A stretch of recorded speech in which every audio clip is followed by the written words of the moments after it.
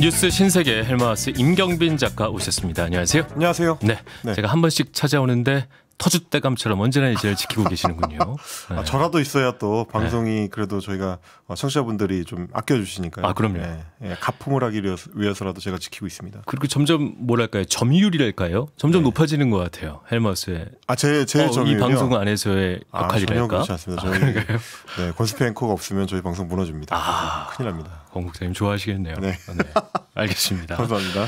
오늘 뉴스 알아보겠죠. 네, 윤석열 씨가 지금 이제 구속 재판을 받고 있는데 새로운 혐의들이 계속해서 추가가 되는 그런 느낌입니다. 그렇죠. 오늘도 이제 한겨레에서 이제 단독을 한 내용을 보니까 어떻게 이런 일을 벌일 수가 있나 싶은 어떤 내용이어서 좀 충격적이었습니다. 놀랍죠. 물론 윤건영 민주당 의원이 계속해서 문제 제기를 해왔었던 이른바 이제 집무실의 비밀 사우나실 문제 익숙하게 알고 계실 텐데 오늘은 한겨레에서 그 사우나실의 도면 그렇죠. 그리고 이제 디자인 시안까지 공개를 했습니다. 확인이 된 거죠. 그렇습니다. 그래서 이제 어떻게 생겼는지까지도 이제 우리 국민들이 알게 된 건데요. 대통령 경호처가 주도를 해서 서울 용산의 대통령 집무실에 대해서 이제 리모델링을 할 때 대통령 집무실 안에 건식 사우나 공간을 만들었고 심지어 그 공사를 진행한 업체한테 현금으로 해달라라는 요청을 했다라는 얘기까지 지금 이제 오늘 보도가 됐습니다. 현금이 나오면 뭔가 좀 문제가 있을 가능성이 높아지는 거 아니겠습니까? 네, 우리 정부가 오죽했으면 2000년대 초반부터 신용카드를 사용하면 소득공제를 해주고 있는 상황이거든요. 그만큼 이제 실제 매출을 숨기려고 하는 업자들이 옛날에는 많았기 때문에 그렇죠. 그래서 이제 현금 대신에 신용카드를 써라라고 이제 권장을 했었던 건데 그런데 정부에서 심지어 대통령실에서도 현금을 통해서 깎아달라라는 요청을 했었다는 게 오늘 좀 드러나서 놀라운 일입니다. 네, 이 사안과 관련해 가지고는 새로운 사실이 밝혀질 때마다 이게 정말 진실로 있었던 일인가 싶은 정말 눈을 의심케 하는 그런 일들이 계속해서 추가가 되는 것 같습니다. 화가 나죠. 네, 대통령 경호처장이 건설업체, 인테리어 업체한테 깎아주세요라고 했다는 참혹한 현실인데요. 2022년 12월 초입니다. 그 당시에 이제 경호처가 집무실에 대한 추가 공사를 진행을 하면서 용산 대통령실 본관 5층에 있는 대통령 집무실 안에 원래는 이제 사우나가 아니라 이제 샤워를 할 수 있는 샤워 공간이 있었다고 합니다. 물론 밤샘 근무를 종종 하거나 급하게 나갈 일이 있는 그런 일정을 만들어야 되는 정치인들이나 공공기관장이나 이런 경우에는 집무실 안에 샤워 시설이나 이제 세면 시설이 있는 경우가 있긴 합니다. 가능하죠. 옷을 갈아입어야 되는 경우들도 있고 밤늦게 있는 일정에서는 이제 그 앞두고 이제 씻어야 될 일도 있기 때문에 실제로 이제 국회의원회관에 가보시면 국회의원들의 이제 집무실 안에도 작은 간이 세면실이 좀 있거든요. 샤워실이 있는 경우가 있습니다. 근데 이제 세면실, 샤워실과 어떤 사우나의 느낌은 너무나도 다른 것이잖아요. 굉장히 거리가 먼 이제 시설이고요. 원래 있던 샤워장을 사우나실로 좀 개조를 해달라 이런 요청을 경호처에서 한 겁니다. 그래서 5층 집무실에 보면 이제 별도로 좀 공간이 만들어져서 이제 문이 숨겨져 있는데 그 숨겨진 문 안에다가 편백나무로 되어 있는 이른바 이제 흰옥기 시설이라고 하는데 편백나무를 자재로 하는 건식 사우나를 만들어 달라. 그리고 벽에는 텔레비전을 좀 부착을 해달라라고 이제 부탁을 했다는 겁니다. 그래서 그 업체가 12월 중순쯤까지 사우나 공간 설계를 하고 디자인을 다 마무리를 해서 4,500만 원 견적으로 해가지고 제시를 했다고 하는데, 근데 경호처 관계자가 이 업체 대표한테 얘기를 했다는 거죠.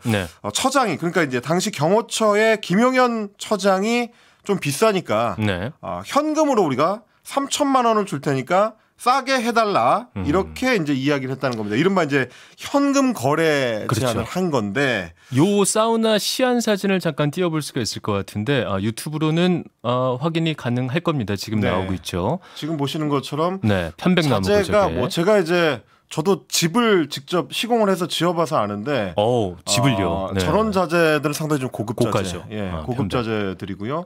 그리고 보시는 것처럼 이제 디자인 시안상으로 보면 안에 설치되는 TV도 굉장히 좀 대형 화면으로 되어 있습니다. 혼자 쓰는 시설로 봤을 때는 굉장히 좀 고급 시설이다. 그리고 이제 도면도 보시면 사우나 시설만 있는 게 아니라 그 안쪽에 보면 굉장히 좀 넓은 공간이 펼쳐져 있는 구조로 되어 있거든요. 그러네요. 그래서 이제 TV 외에도, 그러니까 사우나실 외에도 별도 공간을 만들어서 뭐 제가 이제 취재하기로는 이제 안에 침대를 들여놓았었던 것 아니냐, 뭐 이런 의심도 지금 있는 상황입니다. 그러니까 TV로 극우 유튜버들의 어떤 방송을 봤을 가능성도 있겠군요.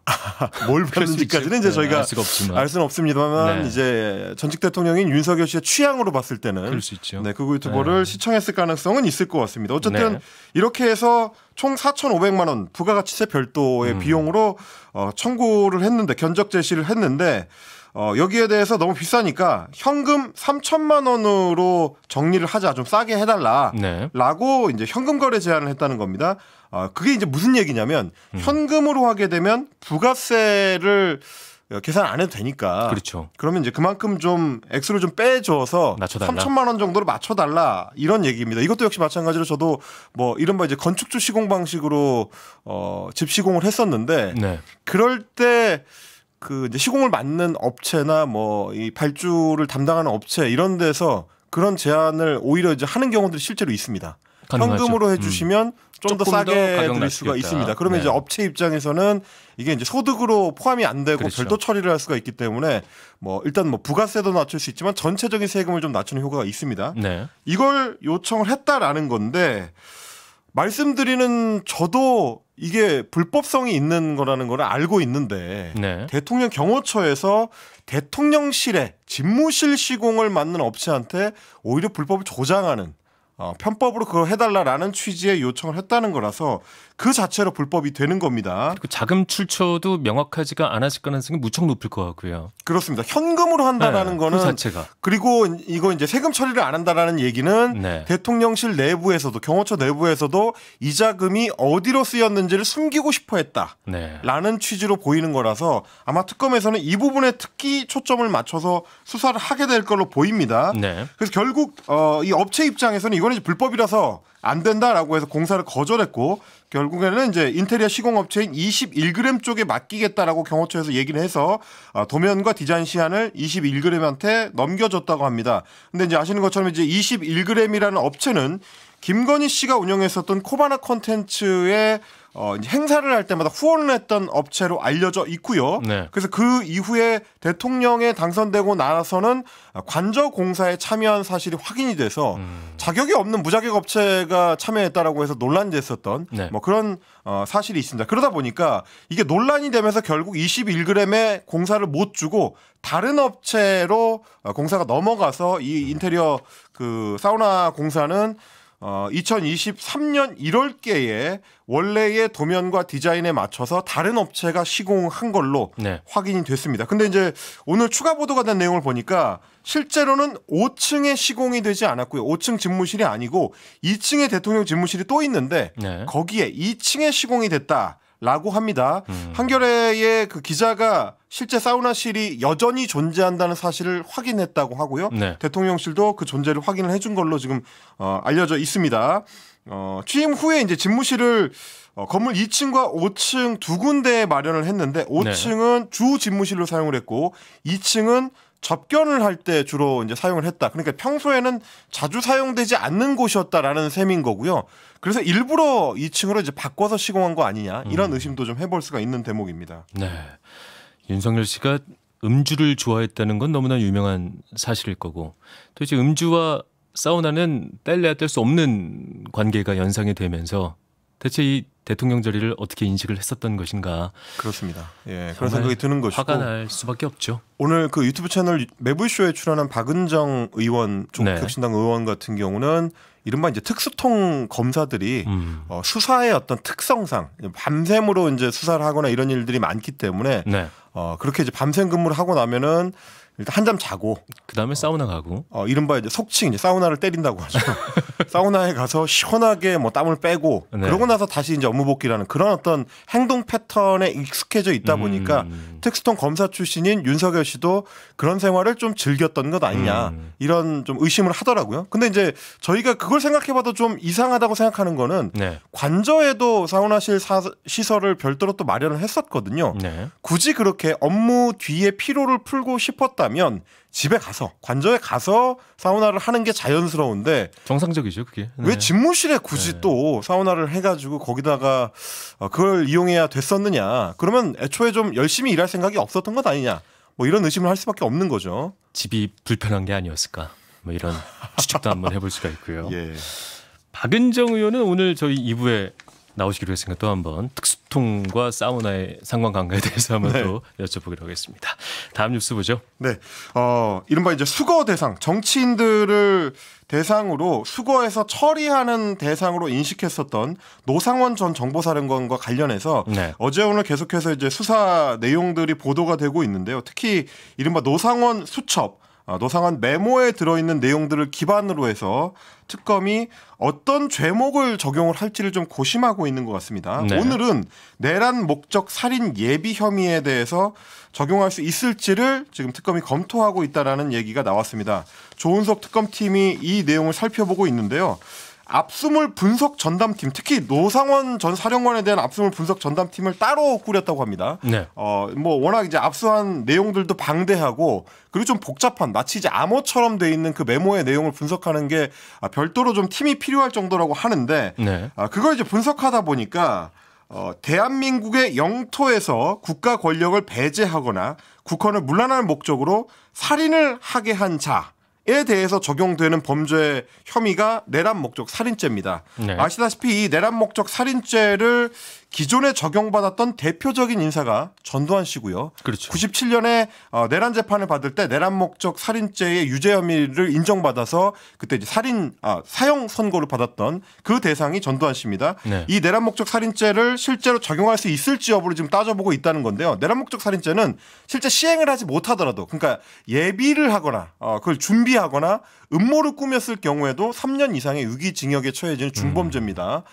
경찰 수사 과정에서 압수된 수첩을 보니까 주요 정치인들이나 진보 성향 인사들을 수거 대상으로 규정을 했고 이 사람들을 어떻게 처리할지 처리 방안들도 적어놨는데 거기에 이제 어떤 것들이 들어있냐면 일반 전초, 이른바 이제 GOP라고 하는데 GOP 선상에서 피격당하도록 한다거나 DMZ 안에서 뭔가 처리한다거나 혹은 뭐 바닷속, 연평도 등 무인도, 민통선 이북 등등 비밀스럽게 처리할 수 있는 공간들을 나열을 해놨습니다.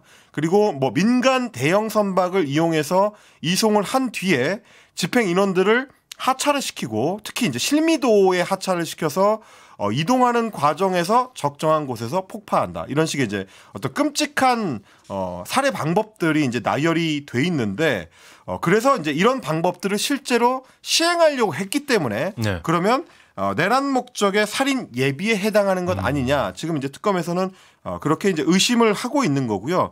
아까도 말씀드렸지만 이제 노상원 전 사령관의 사건이 단순히 이렇게 자기 혼자 메모로 끄적거리고 끝났다 그러면 모르겠습니다만 실제로는 이제 여인영 방첩사령관을 비롯해서 노상원 전 사령관의 행동 어떤 양식에 대해서 인식하고 있는 사람들이 있었고 실제로 이제 정보사령관 예하에 있는 부대원들을 일부 편성을 해가지고 제2수사팀으로 꾸리려고 했었던 그래서 노상원이 이제 지휘하려고 했었던 흔적들이 이미 발견된 바가 있습니다.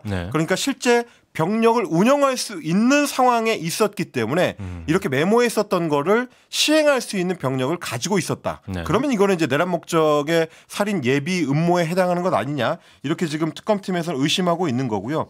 실제로 이 범죄가 적용이 돼서 유죄 판결을 얻어낼 수 있을지는 모르겠습니다만 어찌됐든지 간에 이제 검찰은 사실상 손을 떼고 있었던 노상원 전 사령관에 대한 수사를 특검은 상당히 좀 진지하게 들여다보고 있다. 이걸 확인할 수 있는 내용인 것 같습니다. 네, 특검 수사로 이런저런 사실들이 지금 밝혀지고 있는데 정말 2025년에 할 수 있는 상상을 훌쩍 넘어서는 것 같아요. 이들이 그렇습니다. 계획했던 것들이 말이죠. 그나마 이들의 내란, 그러니까 친위 쿠데타 음모가 기도가 조기 진압이 돼서 망정이지. 정말 다행인 거죠. 그렇습니다. 실제로 시행이 됐더라면 뭐 우리나라가 이 과거 역사에서 목격을 했었던 이른바 이제 제3세계에서 있었던 여러 좀 끔찍한 그 이제 살인 범죄들이 추가로 발생했을 수도 있겠다 그런 생각을 하게 됩니다. 네, 정말 무서운 일이죠. 지금 생각을 해봐도. 그렇습니다.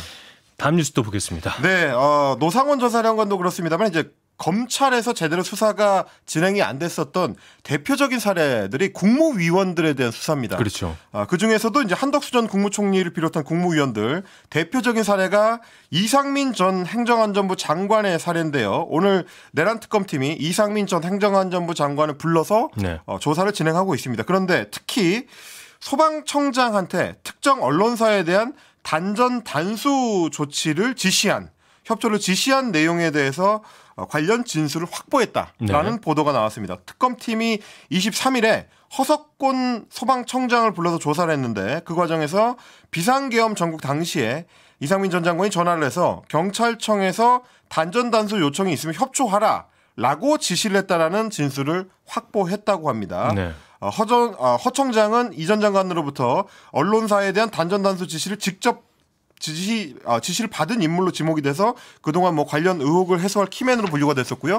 국회에도 여러 차례 출석을 해가지고 증언을 한 바가 있습니다. 지금까지는 네. 명확하게 이상민 전 장관한테서 그런 지시를 받았고 내가 시행을 했다라는 거를 인정한 적은 없었다라고 지금 알려져 있는데 특검에서 이제 그 내용을 이제 증언으로 확보를 한 겁니다.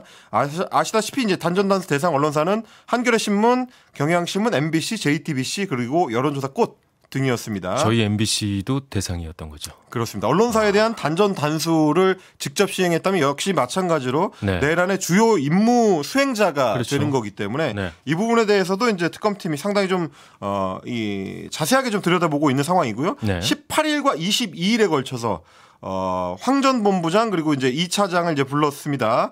289 그 소방청 차장 같은 경우도 그 황 전 본부장과 이제 직접 연동을 해서 이 업무 지시, 그 단전 단수 지시를 실제로 시행하려고 했느냐 이게 상당히 좀 중요한 쟁점으로 떠오른 상황입니다. 네, 알겠습니다. 정말 소식을 하나하나 전할 때마다 참 이게 현실에 있을 법한 일인가 정말 어처구니가 없습니다. 다음 소식도 또 비슷하군요. 네, 이번에는 좀 속 시원한 소식이라고 말씀드릴 수가 있겠는데요. 윤석열 씨가 이제 12.3 비상계엄 사태를 일으켜서 시민들에게 정신적 손해를 입혔다라고 주장을 하면서 손해배상 청구권을 이용해서 많은 시민들이 모여서 함께 이제 소송을 제기를 한 바가 있습니다. 근데 오늘 첫 번째 그 결과가 나왔습니다. 서울중앙지법 민사 2단독 재판부에서 결정을 내렸는데 이모 씨를 비롯한 시민 104명이 윤석열 씨를 상대로 1인당 10만 원을 배상하라고 하면서 제기했었던 손해배상 청구 소송 원고 승소 판결이 나왔습니다. 재판부에서 이렇게 판시를 했습니다. 피고는 원고들의 정신적 손해에 대한 위자료를 지급할 의무가 있고 그 액수는 재반 사정을 참작해야 된다. 적어도 원고들이 구하는 각 10만 원 정도는 충분히 인정된다. 이렇게 이제 판결했습니다. 위헌 위법한 비상계엄과 그 일련의 조치를 통해서 국민들의 대의기관인 국회를 마비시키고 국민의 생명권과 자유, 존엄성을 유지해야 하는 대통령의 임무를 위배했다. 네. 비상계엄 조치로 대한민국 국민들인 원고들이 공포, 불안, 좌절감과 수치심으로 표현되는 정신적 고통과 손해를 받았을 게 경험칙상 명백하다라고 지적을 했습니다. 그러니까 지금까지 시민들이 주장을 했었던 손해 발생, 비상계엄의 인과관계를 모두 인정을 한 겁니다. 굉장히 좀 이례적인 판결입니다. 이전에 이제 박근혜 전 대통령 국정농단으로 탄핵을 당했었는데 그때도 시민들이 모여서 손해배상 소송을 제기를 했었는데 그때는 법원에서 기각을 했습니다. 그 당시 법원에서는 대통령이 정치적인 책임을 지는 자리에 불과하기 때문에 국민 개개인의 권리에 대응해서 법적 의무를 지는 것은 아니다. 네. 이런 대법원 판례를 근거로 당시에는 이제 기각을 했습니다. 이번에는 비상계엄을 통해서 실제 시민들이 피해를 입었다라는 거를 인정을 받은 겁니다. 만약에 이 판결이 대법원까지 가서 확정 판결을 받게 되면 이 104명의 시민들 외에도 추가로 또 민사소송을 제기할 시민들이 있을 수가 있기 때문에 충분히 확산될 수 있지 않겠어요? 그렇습니다. 윤석열 씨 입장에서는 굉장히 심각한 재산상의 어떤 위험에 직면할 수 있다. 뭐 이런 상황이 될 수도 있겠습니다. 네. 근데 뉴스 보니까 재산이 생각보다 많더라고요. 네, 한번 도전해 볼 만할 것 같습니다. 알겠습니다. 네, 뉴스 신세계 함께하고 계십니다. 다음 소식도 좀 으시시한 소식이군요, 이번에도. 네.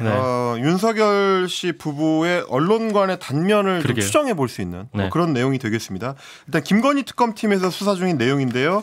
통일교 사건의 이제 키맨으로 떠오른 윤모 씨에 대해서 조사를 하는 과정에서 건진법사 전성배 씨와 언론사 관련해 가지고 문자 메시지를 주고받은 거를 확인을 좀 해봤는데 2022년 8월 초에 네. 방송사를 인수하고 싶다라는 의사를 전성배 씨한테 처음으로 윤모 씨가 밝혔다고 합니다. 네. 2022년 8월 초라고 하시면 이제 뭐 얼른 짐작은 잘 안 되실 텐데 이때를 전후해 가지고 윤모 씨가 김건희 씨한테 보내는 여러 선물들을 이제 보냈습니다. 그 중에서 두 번째 샤넬백이 가고 난 직후에 네. 방송사 인수 얘기를 꺼냅니다. 이게 나중에 이제 YTN 인수 문제랑 연결이 되게 되는데 그 과정에서 여러 얘기가 오가는 도중에 정권의 우호적인 언론이 필요하다라는 취지의 대화를 이 두 사람이 나눴었습니다. 네. 민간인 신분이었던 이제 전성배 씨가 윤 전 대통령 부부의 의사결정이라든지 혹은 뭐 방문진 구성 이런 것들 정책 현안 문제까지도